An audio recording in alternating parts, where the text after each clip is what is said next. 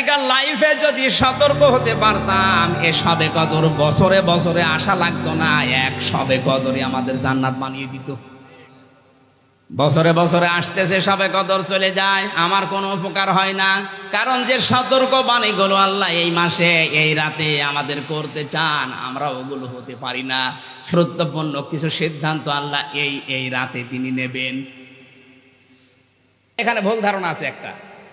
এখানে যারা আছে বসে আমরা সবাই জানি ইবাদত মানে এই রাতে কি করবেন, বসে বসে জিকির করবেন, কোরআন শরীফ পড়বেন, নামাজ পড়বেন না। পৃথিবীর যত নবীকে আল্লাহ পাঠিয়েছেন তাদের জাতির কাছে দুইটা শর্ত দিয়েছিলেন, আনি ইবাদুল্লাহ ওয়াজতানিবুত তাগুত। প্রতিটি নবী যার জাতির কাছে বলেছে আল্লাহর ইবাদত করো আর তাগুত ছেড়ে দাও। তাহলে ইবাদত এটা শুধু সুবহানাল্লাহ আলহামদুলিল্লাহ নামাজ পড়া কোরআন পড়া না, এটা অন্য জিনিস। এক কথা বুঝতেছেন? এই সবে কদর পালন যারা করছেন শুধু মসজিদে মসজিদে যে এই মসজিদ থেকে ওই মসজিদে, ওই মসজিদ থেকে ওই মসজিদে ঘুরে বেড়ায়, খালি সবে কদর পালন করছে, মনে হচ্ছে ইবাদতের বন্যা বয়ে যাচ্ছে। এর নাম ইবাদত? টাকা পয়সা যাদের আছে, ক্ষমতা যাদের আছে, তারা এ রাতে সিদ্ধান্ত নেবেন সকাল বেলা থেকে যেন 10টা মানুষের কর্মসংস্থান আমি তৈরি করে দিতে পারি আমার টাকা দিয়ে।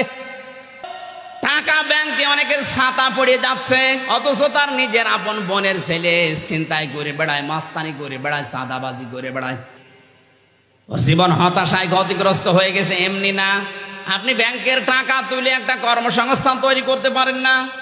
একটা ওয়ার্কশপ তৈরি করেন, একটা ফ্যাক্টরি বানান।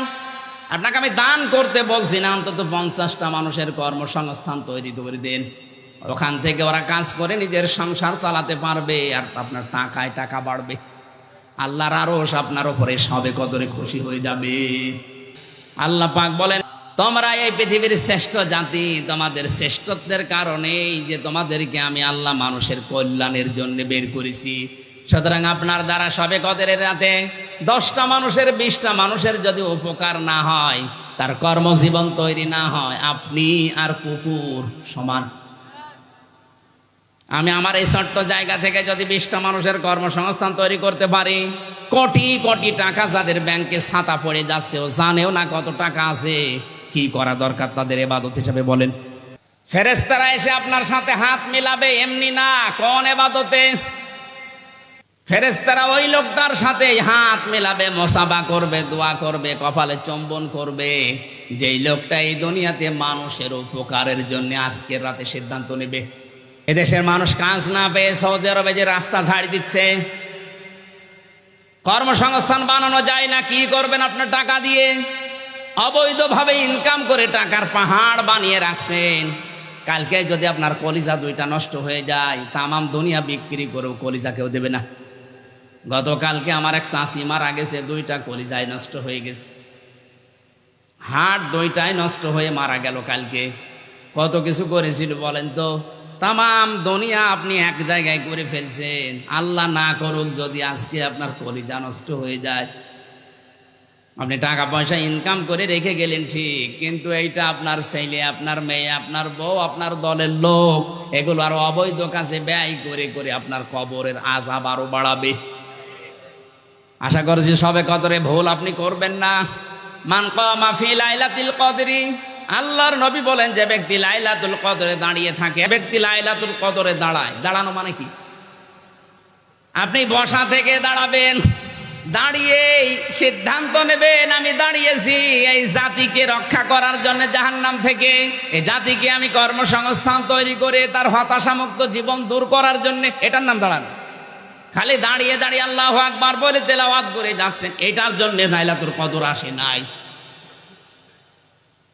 ঈমান ওয়া ইহতিসাবান, 2টা শব্দ, ঈমান থাকতে হবে আর ইহতিসাব মানে হিসাব করে করে, হিসাব থেকে এই শব্দটা এসেছে। এখন থেকে বাকি জীবন আমি আর আনকন্ট্রোল ভাবে না, কন্ট্রোল ভাবে চালাবো, হিসাব করে করে, যেখানে সেখানে পা ফেলবো না। গফিরা লাহু মা তাকদ্দামা মিন যামবি, আল্লাহর নবী বলেন ওর পেছনের যত অপরাধ ছিল আল্লাহ সব মাফ করে দেবে। বলেন সুবহানাল্লাহ। সবে কদরের সব চাইতে বড় আমল নবীজি আমাদেরকে শিখিয়েছেন, এই দোয়াটা আপনি এখন থেকেই পড়া আরম্ভ করেন। আল্লাহুম্মা ইন্নাকা আফুব্বুন তুহিব্বুল আফওয়া ফাফু আন্নি, হে আল্লাহ, তুমি নিজে মাফ করতে ভালোবাসো, তুমি আমাকে মাফ করে দাও। কাবা শরীফ তাওয়াফ করার সময় দেখলাম ষষ্ঠ চক্করে লক্ষ লক্ষ মানুষেরা এই দোয়াটা পড়ছে, বই খুলে খুলে পড়ছে, আল্লাহুম্মা ইন্না আলাইয়া হুকুকান ফীমা বাইনি ওয়া বাইনিকা।